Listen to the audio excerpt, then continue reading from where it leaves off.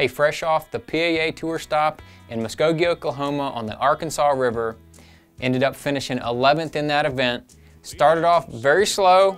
I was down near the bottom. I only had a 7.5 pound limit the first day, caught a pile of fish, and just didn't have anything, not even a 2 pounder. I didn't even have one 2 pounder that first day, and I was a little frustrated. So rather than going to completely new water and doing something completely different, I went back to the same water, and not the exact same places, but the same general vicinity of the river, and just fished a few different baits, fished some of the same baits, and had a much better result. Had over 13 pounds that second day, jumped all the way up to 11th, and I was within 1/10 of a pound of being in the top 10 and fishing that third day and getting a check, but we were just a little short. You'll get nothing like it. Yeah, I had two baits that were definitely the keys for me out there. I had the old standby, my old buddy, Mr. Fat John.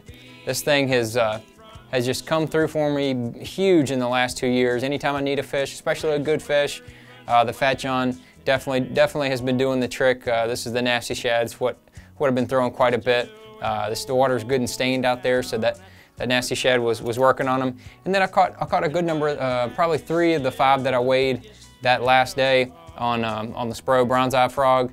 It's an old standby. I didn't throw it the first day. That may have been one of my mistakes, but I threw it the second day. It didn't catch a ton of fish, but the ones I caught were, 2.5 pounders on it, and that was definitely a key. I was using 65 pound vicious braid with that bait. I was fishing it over top of scattered willow grass, not the thick stuff, but just the real scattered stuff, and just working it kind of slow, and they would just come up and absolutely inhale it. There was no doubt they were eating it. It was coming up and kaboom, but like I said, it wasn't a ton of bites. They were just real sporadic.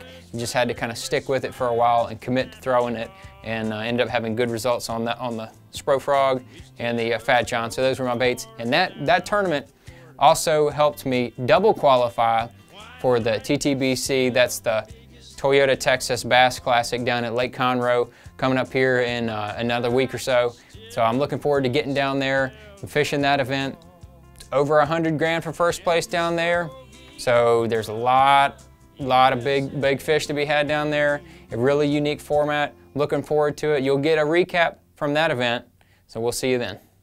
Hey Sharon, come look at my thing in the bathtub.